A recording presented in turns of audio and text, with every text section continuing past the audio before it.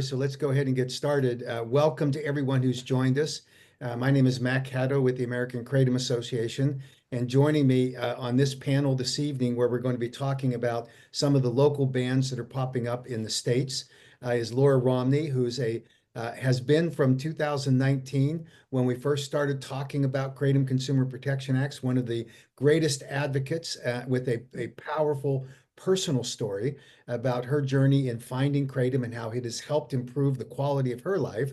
And John Shinsholzer, who is the newly appointed director of our Veterans for Safe Kratom, and he's going to become a much more visible player in building coalitions here. And obviously, the veterans community is an important group for us because there's so many that have successfully been able to find kratom as an alternative to some of the more powerfully addictive and potentially deadly products that are used in acute and chronic pain management. So we welcome them, and I'm going to give them some time in just a minute, but I wanted to make a few bullet points about things that are going on. And just one little anecdote. I went to the Supply Side West meeting, which is a very large gathering, a trade show that was held this particular time in Las Vegas last week. And my purpose in going there was that they had a panel discussion, which included Carol Welsh, who's the director of the Office of Dietary Supplements at the FDA. And they were talking about the DSHEA Act, the Dietary Supplement Health and Education Act. And there's a controversy that continues to percolate, where there are people that want to open up DSHEA in order to tune it up, to amend it. And then, of course, there's the great fear that in doing so, some of the bad actors will come in and try to add amendments to it that would make the effort probably worse than the cure that we were trying to get to fix some of the deficiencies in the DSHEA Act. So I wanted to hear what some of these experts and what their current thinking was, in particular the FDA's perspective. But I was sitting in the Dulles airport in the concourse waiting for my plane, and a gentleman sat down next to me. I looked over, and it was FDA Commissioner Califf. And so I introduced myself, and I said, "You and I are pen pals, but you're not a very good one because you never answer my letters that I send to you." And of course, he looked at me and says, "Well, who are you?" And so I explained who I was. And of course, that got his attention. And I explained to him that we have been trying to work and reach out to the FDA in order to establish a dialogue that would accomplish what Commissioner Califf claims he wants to do with the FDA, which is to establish a regulatory framework for the proper regulation of kratom products. Now, the FDA has taken the position that they need expanded regulatory powers in order to do that. And of course, everyone in Washington understands what that means.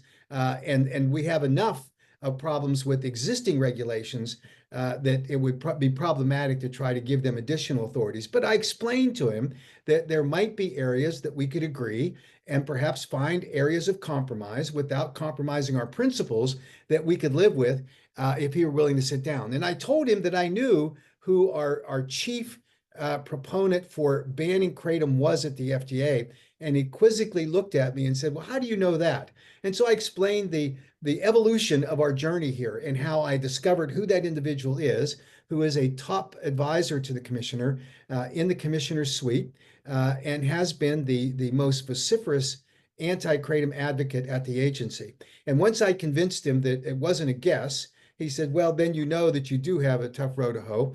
But he was pleasant about it, and I explained to him that I really thought it would be beneficial for us to set up a discussion, a time to have a discussion. He invited me to give him his card, and he said he would get back to me. So there was serendipity to be sitting there at Dulles Airport, where I spend a lot of time waiting for planes, and to run into Commissioner Califf kind of on his own, just sitting there. I have no idea where he was headed and or what he was up to there, but it was an interesting discussion. But at the Supply Side West group, it was an interesting discussion about the DSHEA, because some of the leading dietary supplement groups that were represented on the panel, it was one of those panels that probably you couldn't have gotten more milquetoast if you wanted to. No one wanted to take an affirmative position. No one wanted to say, well, this is the way it is, with the exception of Dan Fabricant, who is the head of the Natural Products Association and who until about 2 years ago was equally as vociferous an advocate for anti-kratom policy as the FDA was. But the one thing about Dr. Fabricant is that he has enough of an open mind that he recognizes that the effort on science combined with the attempts to modify public policy that allows for the appropriate regulatory framework to protect consumers is persuasive. And he is today both a convert to the value that kratom offers to people, and he is actually an advocate for us in talking about how kratom should be available when it's properly manufactured and formulated correctly and labeled appropriately so that consumers can have the advantage of it. So just sort of an interesting background on those two incidents, and one of which is a continually evolving asset that we have within the mainstream dietary supplement industry that really we rely upon in order to mainstream kratom as a recognized dietary supplement product. A couple of things to bring you up to date on what we're confronting with the FDA that do have implications at the state levels.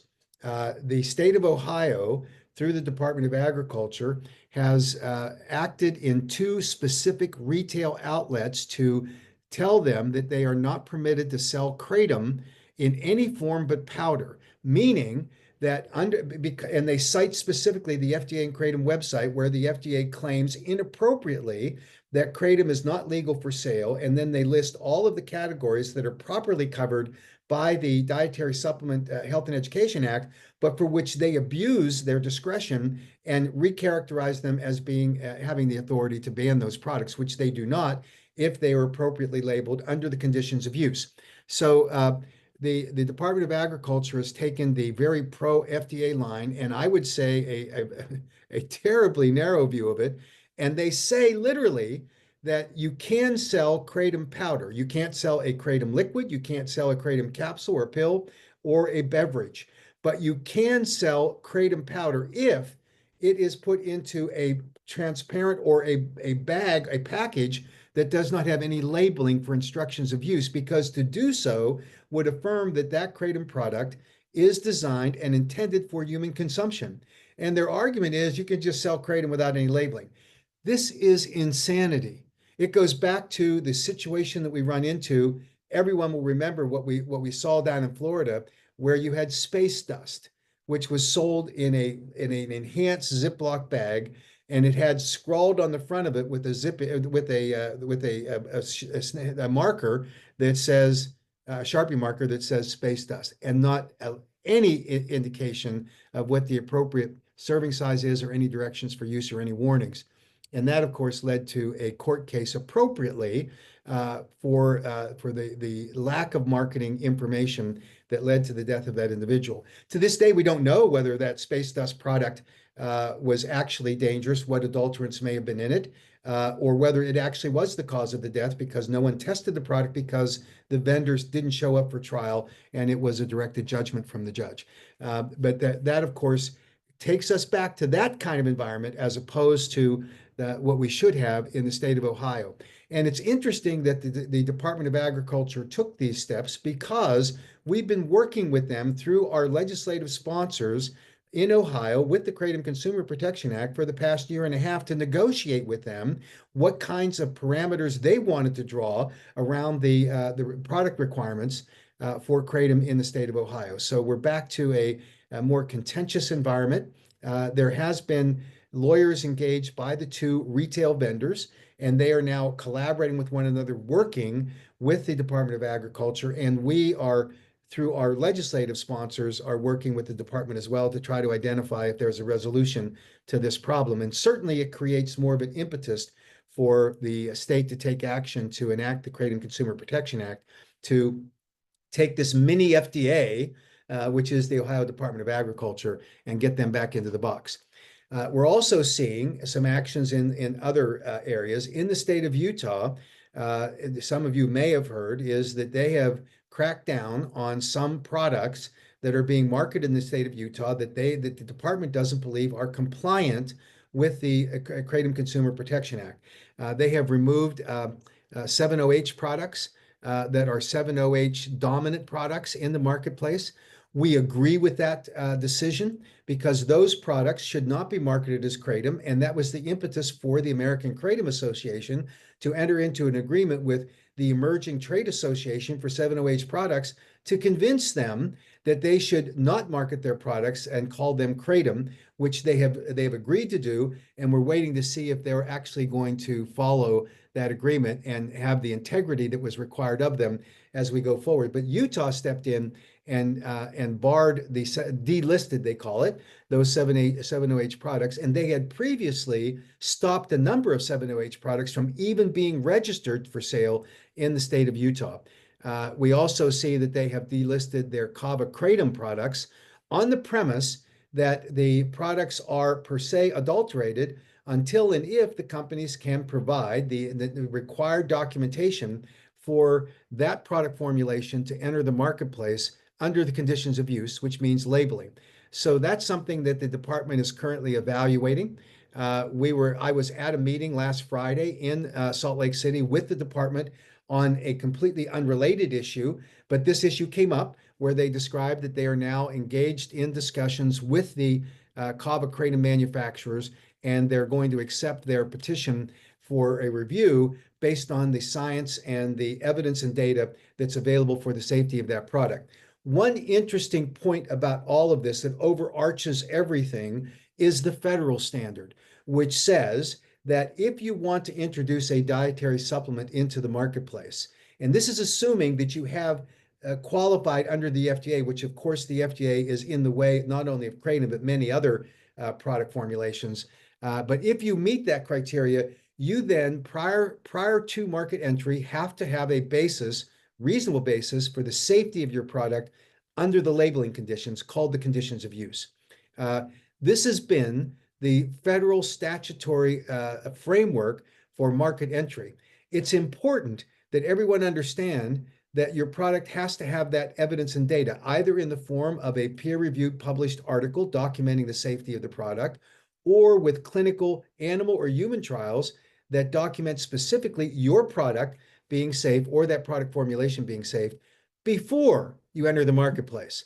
And that, of course, is a very tough standard that I suspect they're maybe giving these companies some difficulty because they can't now hustle to find some justification for these products. We're going to be having a panel discussion at our upcoming AK Leadership Summit, which will be held in Rhode Island next week after the election. And there'll be a panel with a number of scientists who are going to be discussing this very issue about kava kratom. We'll also have a panel discussing the 7-hydroxymetrogenine products. To clarify 7-OH, the American Kratom Association position on 7-OH products is that these products that are predominantly 7-OH cannot be called kratom. It is an important distinction that has to be made. And as Dr. McCurdy pointed out at our recent congressional briefing on September 20th that we had up on Capitol Hill in Washington, D.C., he said you cannot allow these products to continue to be marketed as a kratom product. We think we've taken the first important step to make sure that we can eliminate that. But most critically, we now signal clearly to forensics toxicologist firms that they've got to evaluate these alkaloids and metabolites that are present in a tox screen and just don't call anything that is kratom, kratom.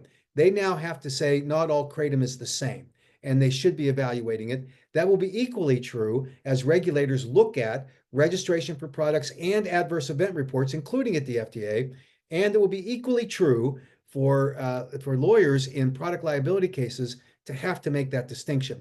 We think that's important. Now, there's some that argue, as many of you know, that you should just eliminate these products and force them into the new drug approval process. There is no question that the science that has been conducted on 7-hydroxymetrogenine demonstrates that it has a binding affinity to the mu-opioid receptors, which is dramatically stronger than metrogenine, which is a partial agonist. That means that when it binds like an opioid to the mu-opioid receptors, goes to your euphoric high center, goes to your respiratory system, those are serious problems. And it is incumbent upon, and the burden falls directly on 7-OH manufacturers to not call their products kratom and to document the safety of the basis for safety for them to enter the marketplace. Prior to doing so, that standard applies to everyone, but they've got to be able to do that based on the conditions of use. So it is possible that you could have a product that, if it weren't limited in the conditions of use, could kill you. Perfect example of this is caffeine. Caffeine is the most widely used psychoactive drug in the world. A teaspoon and a half of purified concentrated caffeine will kill you quickly. And so the accepted use of caffeine is not that it can't kill you. It has to be in a dosage form, and it has to be labeled properly and formulated properly so that it's safe under the conditions of use. So we can't wave a wand because we don't like a product and we don't like 7-OH products and say, well, we're just going to arbitrarily ban them because we don't like them. We have to provide the same pathway to the market, require them to meet it. That is true for kratom products.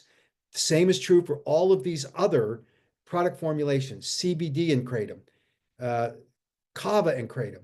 And we're seeing a couple of other innovative kind of things, and even the isolation of kratom alkaloids and somehow getting rid of mitragynine and other alkaloids is also equally of concern. So that's the situation that we're in. So with that background, I want to just take a minute, and then I'm going to turn it over to Laura and John. The challenge that we've got in these local government entities is that they are heavily influenced by a number of factors. There is a very vocal and very large addiction recovery center group that has refined their message, or their anti-kratom message. You have a very sophisticated law enforcement information distribution network where they are telling their local law enforcement officials that kratom is dangerous. And there's also a mythology that's developing where they say, excuse me, where they say kids are being hurt by kratom. There is no data, none, that supports that conclusion, but that's what they're claiming. And then you've got obviously the normal detractors that are active in this marketplace, the kratom danger awareness people, who are weaponizing their grief in order to try to go after kratom. They should be partners with us because what we want is appropriate regulations. Bans are not justified, and they know it. Even though they are grieving their loved ones, there are other circumstances. And as the FDA says, not me, as the FDA and NIDA say, the deaths that are attributable only to kratom are rare if they exist at all. So there needs to be a good examination in each of these cases as to what the true cause of death is. But regulations will improve this safety risk dramatically because we do know that there are mitragynine products that are adulterated with fentanyl, with other dangerous drugs. And when that happens, then the risk of death for an individual is strong. I've told the story before as I sat in the hearing several years ago in the state of Ohio, where the Senate committee was looking at the Kratom Consumer Protection Act. And immediately after our hearing, and they were moving quickly, I was ushering people out of the hearing room.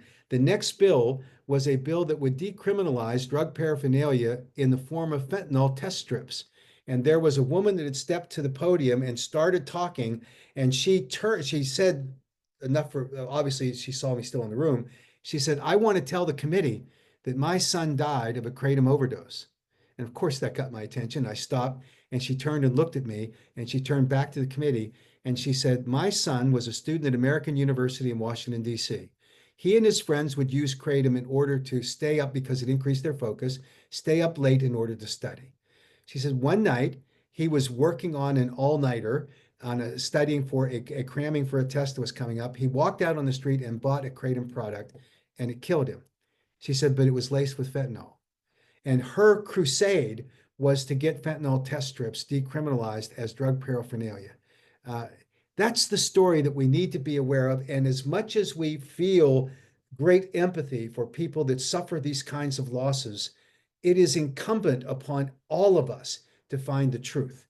And we see that these medical examiners and coroners are too often playing too fast, too loose with the facts, associating just if kratom is present on the word of a loved one, or that they only test for kratom when they send out the tox screen to a forensic toxicology lab because it's cheaper to just look for one thing rather than looking for the truth. And we think that's important.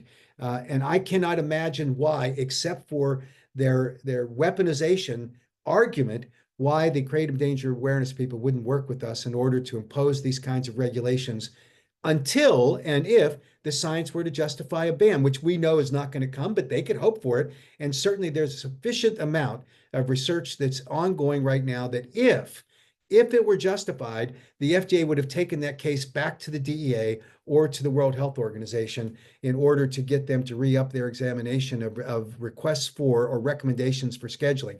That has not happened. And in fact, the science, as we learn more and it evolves more, our understanding more, we know that the kratom does not meet the criteria that's required for scheduling under the Federal Controlled Substances Act or the states where it mirrors those 8 factors going forward. They can find some advocate that is in the form of a physician or in a addiction recovery center or a law enforcement officer that will try to make this case, but it's not a valid case. It's not legitimate. So our challenge right now is to rearm ourselves to get ready for this battle that is going to expand in the states because the FDA has recognized they can't win at the federal level because the science doesn't justify it. They're having a difficult time winning at the state level despite their best efforts, recognizing that the science won't prevail. So they want to dupe local governments using these tools that I've identified in the form of well-meaning, perhaps well-intentioned, some cases self-serving financially in terms of the addiction recovery center people, but they're out there trying to expand what they're doing in demonizing kratom. So we've got to match that. I'll tell you an interesting thing that I knew at the time, had forgotten, but was brought up at the Supply Side West seminar or panel on the DSHEA Act. They talked about how advocates were to protect dietary supplements. Because remember, back in 1994, the FDA was on their full-throated crusade against dietary supplements. They were saying that dietary supplements were poorly formulated, they were unsafe, that they were adulterated, they were killing people. They were making that case, and they wanted all dietary supplements banned.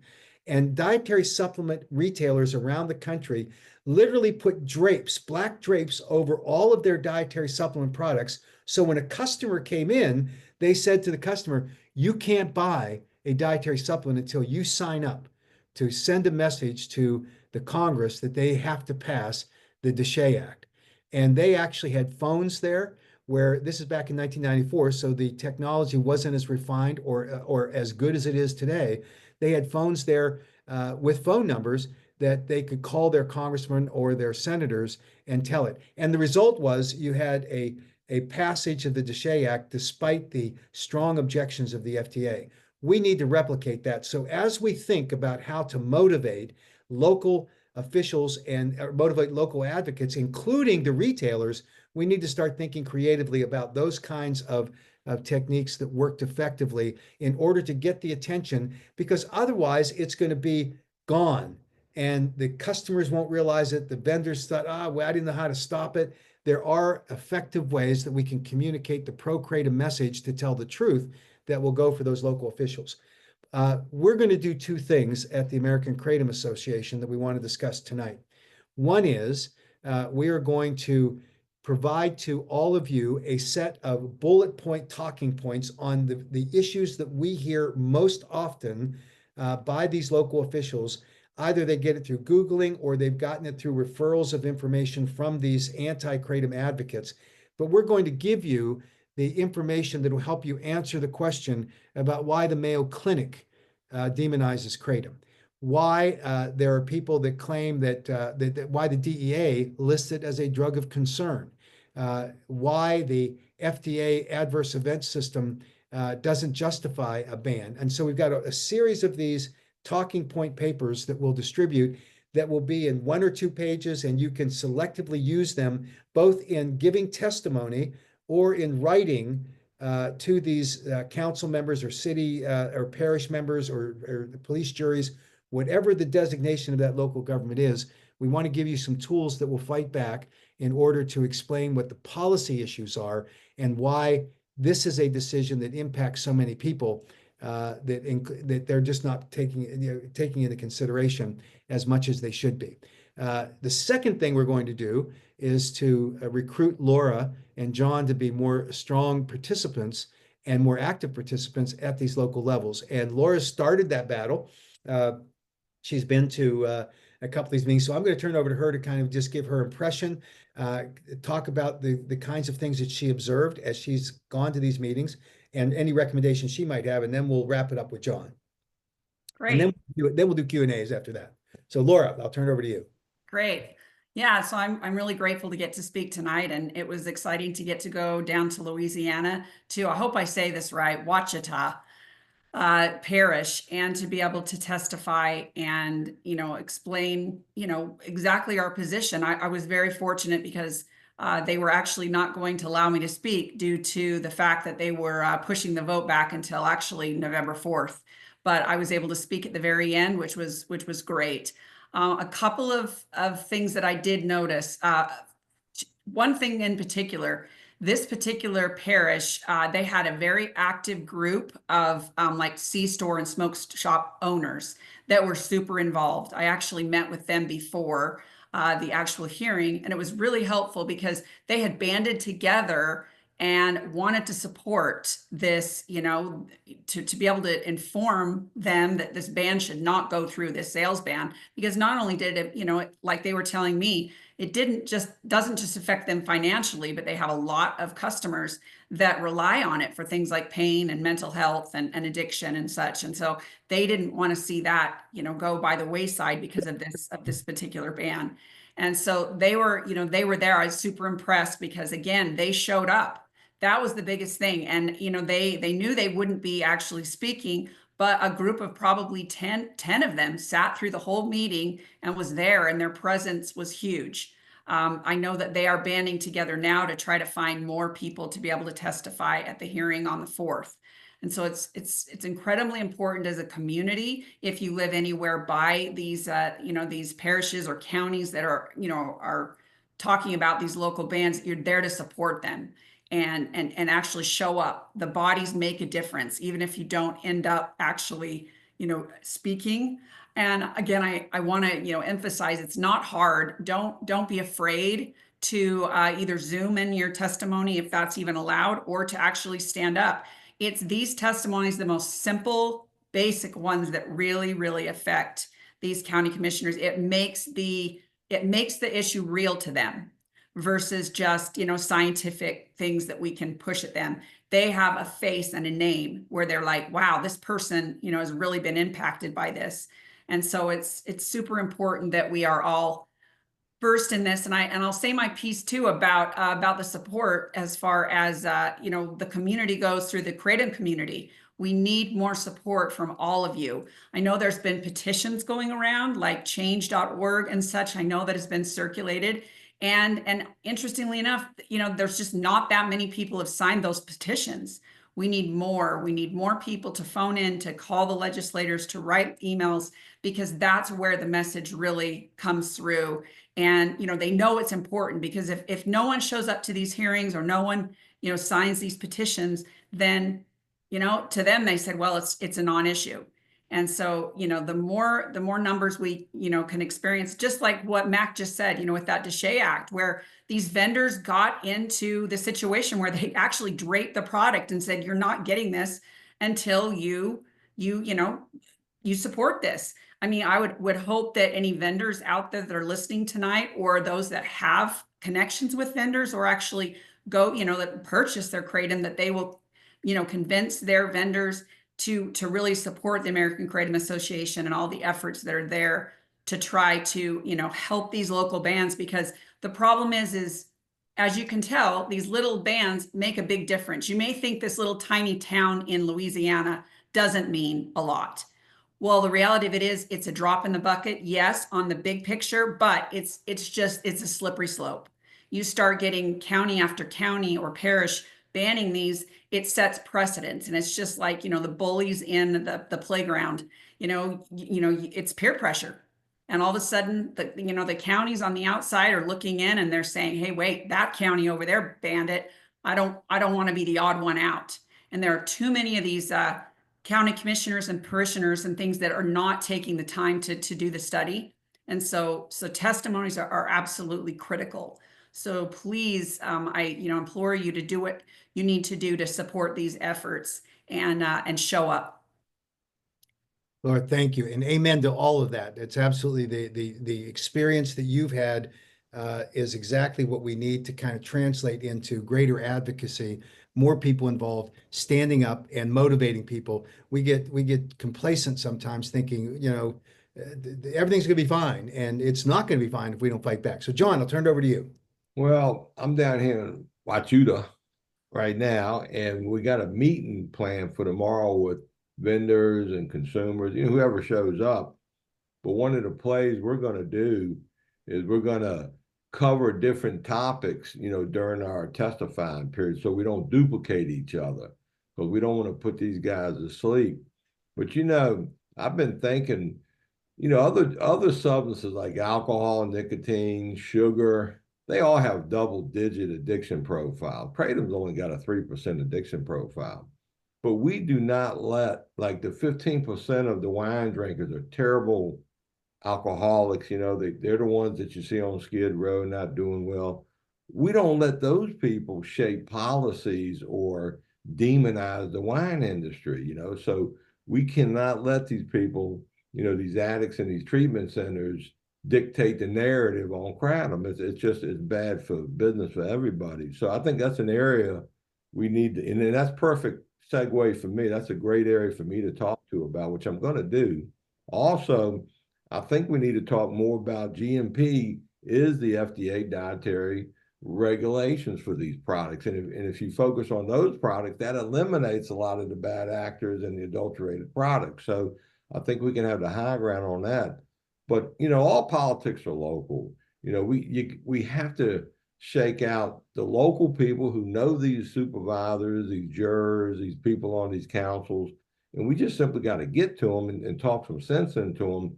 But I'm also I think I'll try it tomorrow, explain to the jurors how they're being hoodwinked by these federal agencies, because if this stuff was so bad, they could have banned it in 2016, and they couldn't because they didn't have the evidence, and they don't have it today. So I think that's some more high ground stuff. So I think we're on the right track. We just got to do a better job rallying the locals, get to these policymakers in advance, or we got to come right behind these agencies that are spreading this misinformation. So, and like I always say, the people who are in opposition are typically the pharma folks, the methadone, Suboxone, the MAT doctors.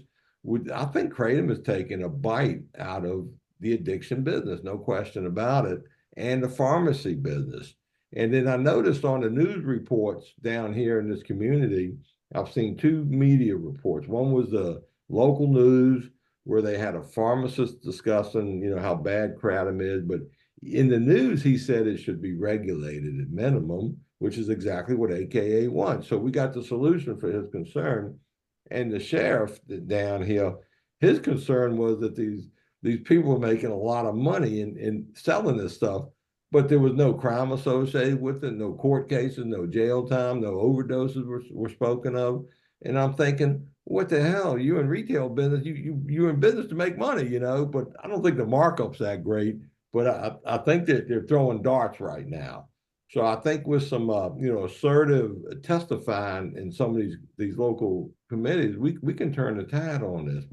But another thing about community organizing, once you get started, you got to grow and go. You can't go backwards because you lose your momentum. And when I was out in, I want to say Tinley Park, Illinois, I believe it was, at that local one we spoke at, those I don't know what they would call councilmen, but they said, look, come back here. We're going to ban it for now. It's going to go into effect in July, but come back with some regulations we can live with. So they were even asking to come back with that. And, I'd already spoken, so I can't speak 2 and 3 times, but I would have said just mirror the AKA KCPA. You know, that's what you really want. So I think we're in good position, but we've got to rally more local people at the local level who know their policymakers.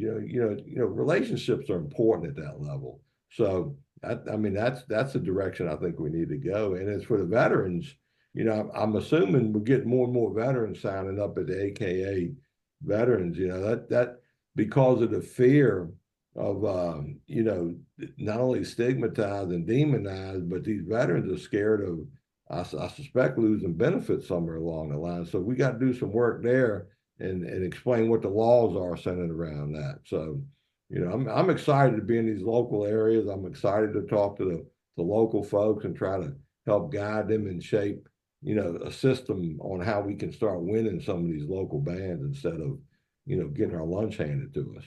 No, this is great. And you're right there in Wichita. So it's just a question of delivering here. So we're going to hold you accountable, John. Well, I'm going to do my best. I'll go down fighting. You can bet your butt on that. So There you go. There you go. Well, and then I'll add one thing. The arguments he brought up are very much similar in all these counties.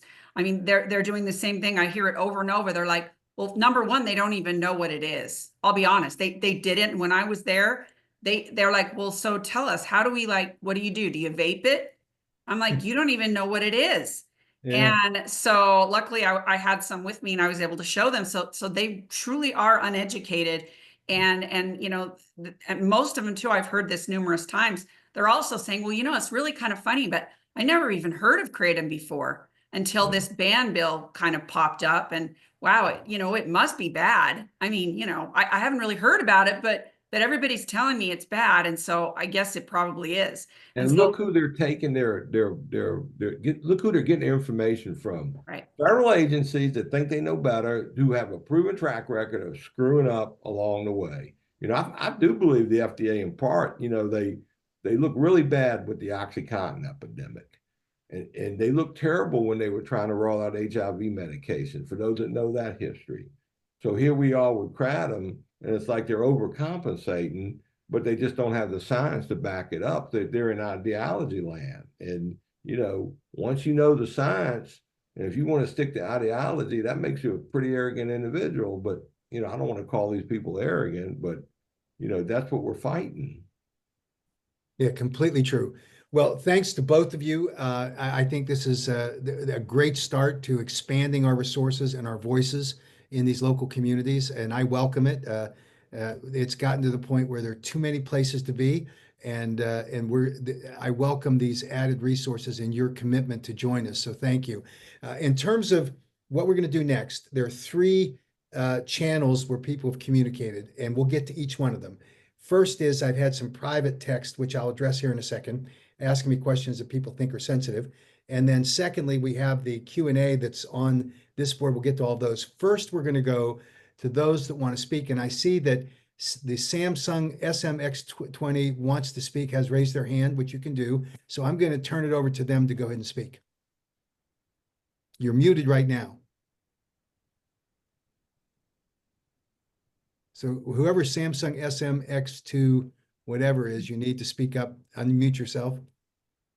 Mac, it's Glenn. I just want to say good luck with what you're doing.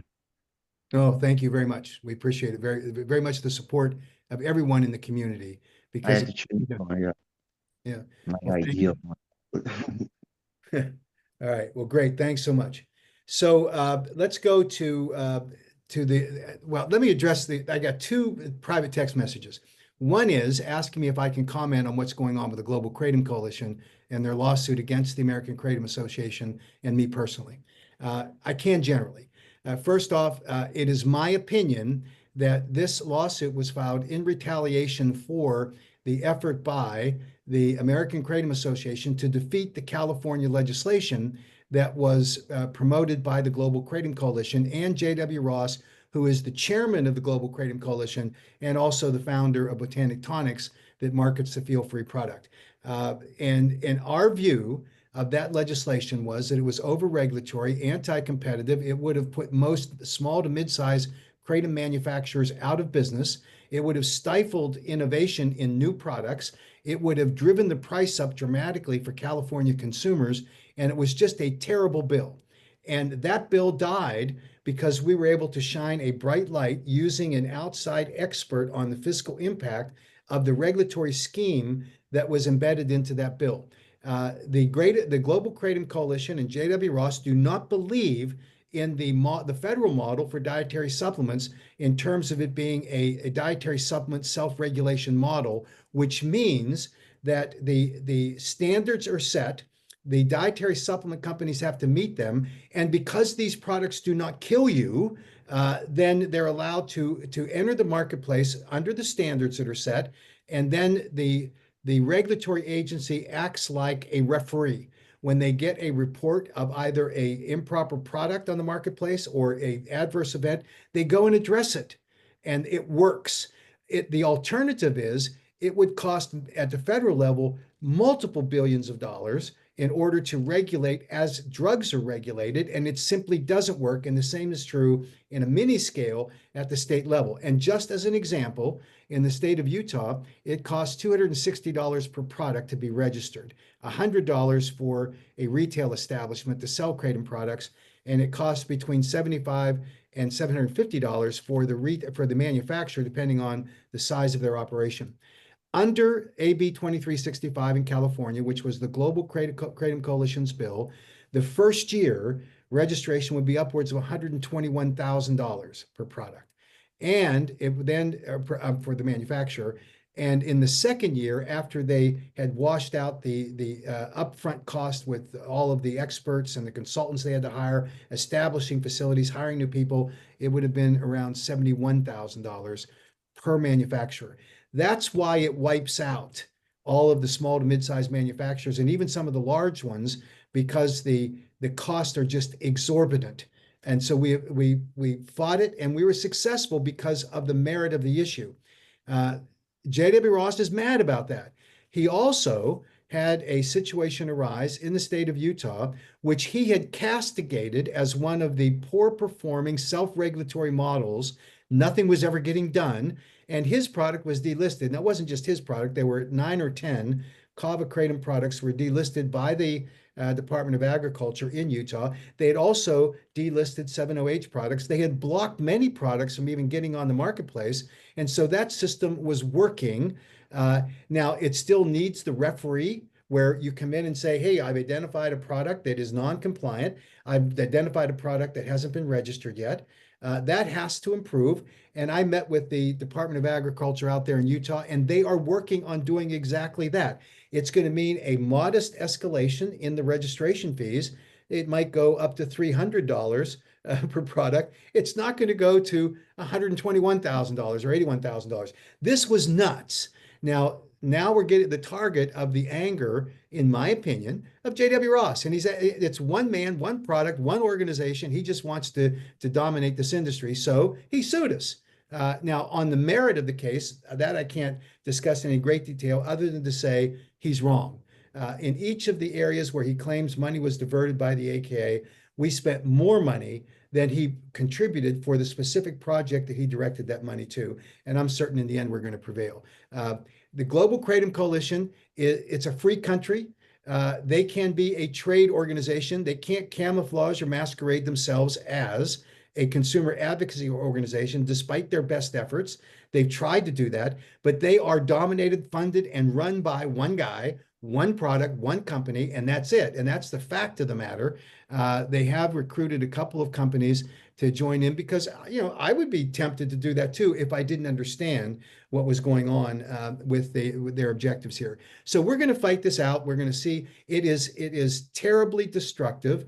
It is distracting. It's a waste of resources and time. It is a fight internally that hurts everyone, and we simply want to dispense with it as much as possible. But it is a fight that was started by J.W. Ross, not by us.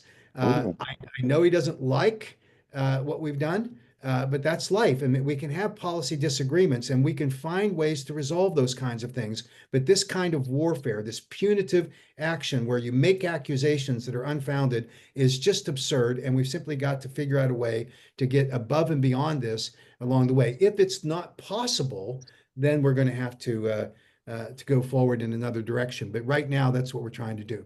So that's the first issue that was raised. The second thing the issue that someone just texted me on, is what we expect will be changes in the FY25 Kratom Consumer Protection Act. There will be changes that we will promote in our legislation. They will include very strict language about what constitutes a 7-hydroxymetrogenine product as opposed to a kratom product. We are specifically going to have language in our bill that says you cannot sell a 7-hydroxymetrogenine product, which has a greater than 2% of the overall fraction of the plant, as a kratom product. Then they're going to have to be on the market however they can find their way to get there, justifying their presence by meeting the standards that are required for all dietary supplements. And if they cannot, then they simply won't make it onto the marketplace. We support the science driving this policy, and I am aware of the fact that many of these researchers have reported to the FDA their findings and concerns about 7-hydroxymetrogenine products. And I think that the FDA hopefully will take appropriate action in order to require 7-OH products to meet that standard. I have spoken with many of the 7-OH manufacturers. I think there is an interest by some of them to actually do it right, but they've got to get the science down. And so that's the challenge going forward. So that's the status with this. So before we go to the Q&A section, let me go. Craig Katz has raised his hand. So Craig, I'm going to allow you to talk here. You have the floor. You have to unmute yourself. Okay, I think I'm unmuted, right? You are. Okay, so I am the Government Relations and Compliance Manager for CBD Kratom. So first of all, thank you guys for putting this on. First of all, John, I met at Tinley Park right after I took the job with CBD Kratom, and I thought your speaking there was very helpful, despite the fact that the Board of Trustees had no intentions of actually listening to any information that was provided to them. Mac, I'm curious what your position is with regarding HART and their 7-OH efforts. So thank you for the question, Craig. HART is the organization. I'm going to call them a trade organization for the 7-OH manufacturers. I was surprised to learn that they have a fairly narrow membership right now, because 7-Ohms reached out to me after I complained on a podcast that they were using illegal therapeutic claims on their products, which is not permissible under the Food, Drug, and Cosmetic Act. And they immediately got to me, and we had a very interesting conversation. They understand the differences of opinion that we have. But on HART, we have an agreement in place with them that says that they will not market their products as kratom products. There probably will be a purge period by which they sell out their products that are currently marketed and labeled as kratom products, super kratom alkaloids, or whatever that terminology is that they're using. So the proof in the pudding will be after we've gone in the next 60 days to see how they're behaving. And we're going to evaluate whether that agreement is something that they have integrity in following as we go forward. It specifically says they can't market them as a kratom product, and that we will limit them to the 2% level. And all of these products are above that 2%, that they would have to justify their presence on the marketplace, not as a kratom product. So a state regulator is going to have to look at 7-OH, just as the FDA is going to have to look at it and make a determination whether they let those products be sold in that state. Thank you. So the jury's out, Craig. We're not sure that it's a relationship that will work. But one thing I've learned in my entire career, you never get anywhere if you just want to be the bull in the china shop and demand that you do it my way or the highway. Having collaboration and discussions with other groups, and in this case, the HART group, was productive in our opinion. It is not universally accepted within the kratom community. I know that the J.W. Ross hates it. But that's life too, and he wants to say that I'm the devil himself for even talking to HART. I've never found it to be productive to dig yourself a hole and cover yourself with it and expect that people are going to listen to you. It may prove that HART is not going to live up to the agreement, in which case we'll abandon it and we'll make it public when we do so. But we're going to give them a fair shot and a chance to do it. So thanks for raising that issue. Thank you. So let's go to the questions that have been raised in the Q&A chat, and I know there are a couple of interesting ones. John asked what's going on in New Jersey in September, and recalled correctly that I had said that I was meeting with the sponsor, Representative Keene, about this issue. Representative Keene and I did meet.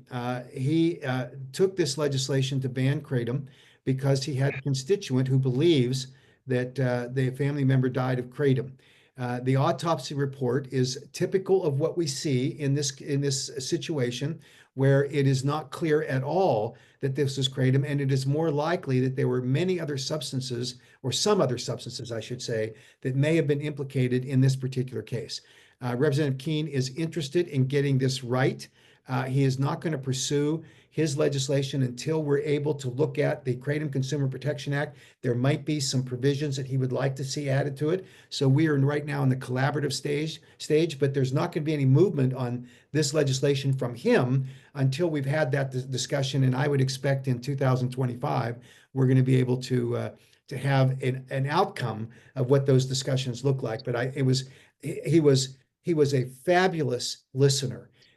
He didn't come to the table with, sometimes you get these legislators and they know it all. He did not claim to do that. He wanted to learn about it, seemed open to it. We sent him more information probably than he can absorb, but he welcomed it and said he was going to dig into it. And that meeting took place about 2.5 weeks ago. So we're going to continue to follow up with him. We have a lobbyist in New Jersey that is monitoring this and working with Representative Keene. But it was a great discussion, and I think we moved the needle with that. So that's the story with that going forward. Marvin asked if it would be helpful to have vendors with sandwich boards outside of gas stations currently to remove them. Sunshine Organics has these signs all over the place here in the state of Washington. State of Washington has a proposed ban on kratom that was filed by a party that yet to be determined who that was, although I do know it was an out-of-state party that filed a petition to have kratom regulated and banned. And we are monitoring that situation. It is a long process for that to happen. We have filed preliminary inquiries to determine who the petitioner was, because we think we're entitled to know that. We have a fabulous group of legislators in the state of Washington who are working to get this legislation right. And I think that they will act before the Board of Pharmacy can get to this, even if they were to seriously move forward on it. But we're working on that. But to the question about should these boards be removed, marketing is a very interesting thing. And you know, obviously, if I had the ability to say this is the way the rules ought to be, I would probably not have signs outside of gas stations or even convenience stores advertising kratom. But it's a free country and people can do what they want. I've been looking into and have had some productive discussions so far about how we could have QR codes put into the retail establishments where when someone walks in, doesn't know much about kratom or anything and ask, what about kratom? They scan that QR code and they immediately see an informational video on kratom. Remember, vendors cannot make any kinds of therapeutic claims, even if they're valid, as to why people consume kratom. A vendor cannot even allow a commenter on any website or comment board that they have control over to make a therapeutic claim, even though it's true. So we at the American Kratom Association have more flexibility on that because we don't market or manufacture kratom products. We simply advocate for consumers to have access to them. So we're looking at developing that program. It's a tricky legal issue, I'm finding. So I don't have a final answer on it, but I think maybe that would be more helpful. I am certainly willing to have this discussion with Sunshine Organics, and I pledge to do so. And see if we can get them to maybe look at more effective ways to market their product rather than drawing attention to the negative side of this. In our upcoming AK Leadership Summit, where we invite the top vendors to come in and sit down and collaborate with us, one of our panels is going to be focusing on what the future kratom marketplace is going to be in 5 years or 10 years. And it's going to be far different than sitting in gas stations and convenience stores and in tobacco and smoke shops. It's going to be in Whole Food stores. It's going to be in the kinds of stores where it's a mainstream commercial product. And we're looking to prepare for a post-FDA ridiculous regulatory scheme into something that's mainstream. So I think that's going to be a piece of this discussion. So Marvin, thank you for raising that question. Mike asks or makes the comment that he's seeing that these bans are popping up and having a domino effect. I'm going to be meeting with our sponsors here in 2 weeks in Illinois, which is Senator Sims and the Assistant Majority Leader Marcus Evans, fabulous advocates for us, influential members of the legislature, and hopefully they'll move quickly on getting the KCPA passed. And then that will take all the brunt of this battle with the local governments. And John's right, many of these local government people were willing to accept the state responsibility with a good framework for it. Now, one of the problems at the local level is that you have these legislators or these council members that say, well, let's just ban it until the state does something. That's not a good policy because it has all kinds of downstream negative implications for people that benefit from kratom. So we've developed a local jurisdiction KCPA. It is a modified version of the state KCPA, recognizing that the local government isn't going to have the kind of resources that a state government would have in order to regulate it, but it sets standards for age limit and product standards that cannot be sold in that particular jurisdiction if it doesn't meet the following criteria, and then they get a stop sale ban. I think that's preferable to the local bans, and we'll be publishing that as a part of our local government advocate kit so that they can promote that going forward. And Heidi makes the appropriate point that sometimes this is home cooking. These local towns have made their decision before any single person speaks, and it's already baked. The only way that we can confront that, obviously, is to get the state to take action. And after they have made that decision, to continue to provide information to those local council people so that they know that there is another option, so that they're prepared when that option arises, that we can actually take some action on it. But it is frustrating. It is beyond imagination that people would really behave in this way as public policymakers and not look at the facts and not hear from their constituents and not understand what's being done. So the kratom can be a positive influence in people's lives. And we know that because you just have to listen to Dr. Volko at the National Institutes on Drug Abuse. She's an advocate for people having access. Dr. Joie, when he rejected the FDA's second attempt to schedule kratom, and he said to me personally, he said, I am not an advocate for kratom, but I don't know. He said, but their science was shoddy. And then you look at his withdrawal letter and he points out that kratom consumers, if they don't have access to kratom, are going to go to either the black market with illicit drugs or to far more powerful drugs that have a higher addiction profile and are potentially deadly. Why would we make that our public policy if you've got a product that's safe, that can be consumed safely, and if it's used responsibly, is not going to have the addiction level that people are concerned about, and certainly isn't going to cause a death unless it's mixed with other substances? It would be very, very, very, very rare.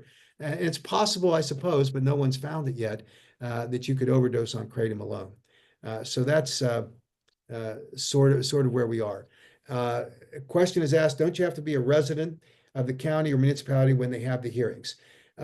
There is a bias that's embedded into these local governments where they say they dismiss if you weren't part of the local crew, they're not too interested, but most of them still allow you to speak. But it's wrong for them to claim that they're relying upon not local information, because I've been in a couple of the hearings in Des Moines, Illinois. I think that's what it was called. The question was asked of the police chief, do we have any problems here? And they say, no, we don't have any problems. They're relying on either upper level state information or federal information to ban. And then they say, we don't want to hear from anybody but in our county or in our city. What kind of nonsense is that? Because what they do impacts everybody in the community. So we just have to be as respectful as we can be, try to gently push them to understand that this has implications. And if they want to be influencers, and they all claim to be that, if they want to be an influencer, then they should act responsibly and influence based on the science, not on this, knee-jerk reaction to a couple of anti-kratom advocates to say that they should ban kratom along the way. So that's where we are in terms of these local governments. We just need to continue the fight. Alexander asked, do we use the regulation standards of kratom to go beyond supplement CGMP with the that's good manufacturing practices. With the KCPA, alkaloids are required to be tested and quantified to inform consumers of the strength. There are other food products that could benefit from similar regulations as coffee. While caffeine is limited for a food ingredient, natural products do not have a caffeine limit, and it is how 2 times to 3 times caffeine coffee is sold. Fully aware that opening the SHEA Act is complicated. Thank you, Alexander. Absolutely true. So, but not that it shouldn't be open, by the way. There might be a way to carve out a pathway to do it. But that's why we need the federal KCPA, because that doesn't open the SHEA, but it establishes actually a workaround on it specifically for kratom. On the other issues, I think it's important. And Alexander's raised a very important part about the formulation and the ingredients that are in kratom products, because we don't want to see a stimulation effect that would be counterproductive to the health of the individual, maybe create problems because we put ingredients in that have a concentration level that is not naturally occurring, or that is used in other products that may not be appropriate for their combination in a kratom product. So I think that that's an area that we need to examine and look at. We started tinkering with some language here that talks about other psychoactive ingredients that might have that kind of synergistic effect, but it's a very difficult area to navigate, and we're still working on it. Alexander, I'm going to send you the draft 25 KCPA to get your opinion on it, because we're wrestling with that very issue as we go forward. And Alexander also points out that we got the word that the Czech Republic passed kratom regulations for 26. Hopefully that paves the way for proper regulation throughout the European Union. I hope so too.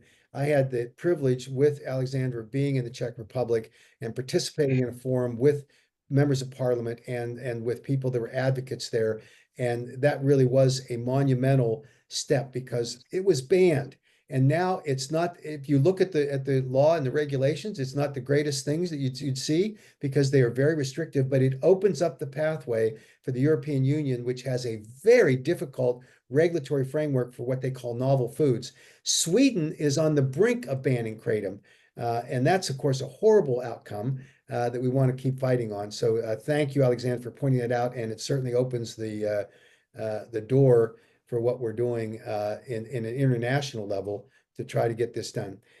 Bradley asked, is the AK planning on reintroducing the KCPA to the Louisiana legislature in 25? We are. We've hired our lobbyists. They're in place. The recent death report obviously complicates the understanding of kratom in Louisiana and the spate of these local jurisdictions banning it or trying to ban it. So we're going to continue to work on that, and we'll welcome any assistance from the good people of Louisiana when we get down there. Lloyd asked if there's anything coming from South Dakota. There were proposals to ban kratom in South Dakota. Unfortunately, the individuals behind it didn't have a lot of integrity, because he told me he wasn't going to do something and then he did exactly the opposite, but we still were able to stop it. I've had great conversations with the leadership in the legislature in South Dakota, and I think that we certainly have gotten any possibility of a ban, at least as we currently understand that leadership position, is not going to see the light of day. But we have to be vigilant for it. I would love to go into South Dakota. It's a question of resources. It's a tough thing money-wise, and so we're going to look at that. But certainly welcome any input you can have, because as you say, that kratom has helped you tremendously, and God love you for that. And we want to continue in all of that effort. Misty asked, how come FDA doesn't go after snortable bump caffeine vial that's being sold? The reality is that I think if the FDA were aware of it at the right level, they would absolutely step on these kind of products. It is a resource problem. And there's no question that the FDA is the bugaboo in many of the things, but they are an absolutely fabulous agency in terms of broadly protecting the American public from food to drugs. They get biased about certain things. And in this case, I believe, Misty, that this is purely a resource issue. But what they do is they monitor the FDA adverse event reporting system, and they look for clusters of reports of adverse events. So if they were going to get a cluster of those adverse events from the snortable bump caffeine vial that's being sold, I think they might be prompted to take action. The other way to do that is for consumers to start calling the FDA adverse event hotline and just complaining about it. And hopefully that would stimulate some action, because I have seen examples where when that is done, that the person that's answering the phone in Washington will call their local compliance regional office, and that triggers some, at least an investigation into what's going on. The more detail that you have about where it's being sold, how it's being sold, what the product form is, helps them to identify that. So that would be what I recommend. But there is no good solution to a lack of resources and money to an agency that craves it and wants it. They've got thousands of employees. They get billions of dollars. They just want more. And the truth is, they probably can use it. Now, do they take the money that's allocated by the US Congress and use it effectively? No, but they don't see it that way. And so it's a question of a lot of money filtering down into the right kind of regulatory resources. And unfortunately, that's a big challenge with the FDA. Not a lot of optimism that can be drawn from that, unfortunately. But let's try complaining about that particular product.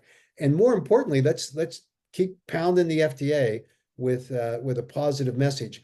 One thing that we're doing, hopefully in the next couple of days, is getting a letter out to Meta from supporters in the US Congress, where they're going to tell Meta that they have no right interfering with the ability of Americans to search for jurisdictions that are proposing to regulate or ban kratom, and interfere with the ability to do that. Because if you search for kratom today on Meta, you're going to see the warning comes up. It's a drug product. You should seek treatment. That needs to end, because it does interfere with our First Amendment rights, and we want to do what we can in order to stop that nonsense. And so we'll publish that letter once it gets sent. We're working, we're tinkering with some of the language. When we work with staffs up on the Hill, the authors, and we get the chance to have some input, but it doesn't mean that they listen to everything, but they're at least asking questions about why we recommend certain questions to be asked of the Meta group. And we're moving along. So I think we're close to getting that letter sent out. So that's in advance in that area going forward. I think that's all the questions we have. Thanks to everyone. I'm gonna turn it back over to Laura and John to make concluding remarks, but let me just tell every one of you how grateful we are. We don't have to agree on everything on these issues. We simply don't. But one thing we should do is be civil with one another. And one thing we should do is make sure that we're pointed in the same direction.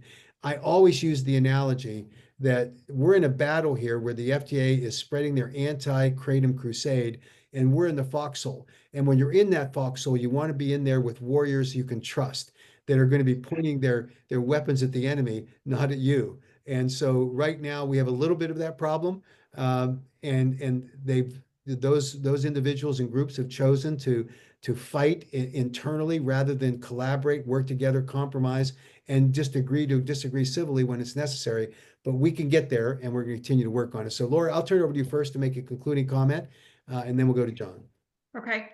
Well, thanks again. It's been great to hear all this, and I look forward to hopefully maybe meeting in some of your, hopefully not in your community for any local bands. So, but if not, we're here to support you. And again, I think I encourage you to, again, in your own personal lives, normalize kratom.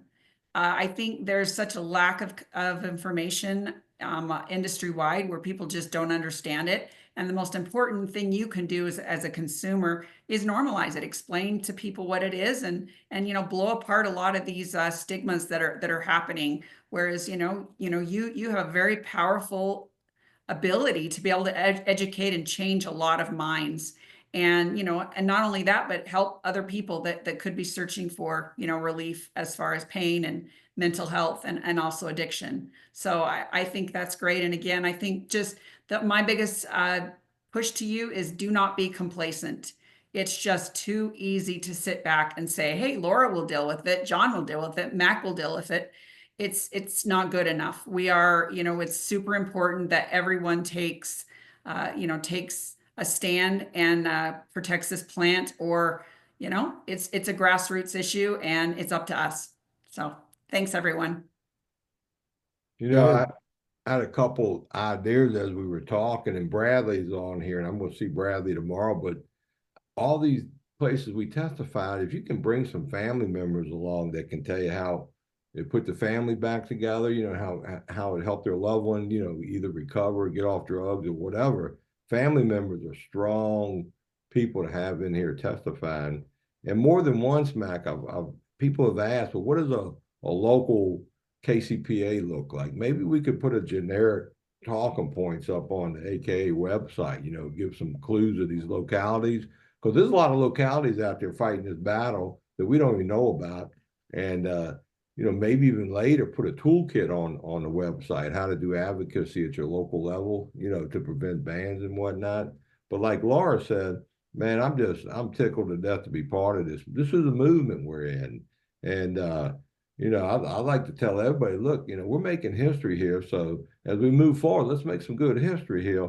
And you know, we're strong standing together, but you know, divided, we're gonna fall. So anyways, I can't wait till tomorrow afternoon. There you go, down in Wachita. So real quickly, we have a local government KCPA. We have a set of talking points that we're going to distribute here in the next week or so, and doing exactly what John just recommended. So we'll look to that. I can tell you that that we are committed to fight this battle together in a unified way, and I'm very hopeful that we can bring more unity into this movement. I can tell you that that sometimes the work can get to you. And I see Heidi Sikora's on. Heidi is this great advocate who's a Wisconsin resident, part-time Illinois resident. I had a dream that Heidi was yelling at me saying I had to work harder. That tells you how fixated I am on this. So, and Heidi is a tough advocate, by the way. When she screams at you, I have to act. So, Heidi, I'm in my dream. I'm going to continue to fight on a little harder than I've been doing. So, thank you for your great advocacy. Thanks to everyone for joining us tonight. And again, if you have any questions, just reach out to us and let's stay connected and in tune with what we're doing, because lots of opportunities coming up in this 2025 session, not only at the local level, but at the state level as well. So thanks, everyone. All right.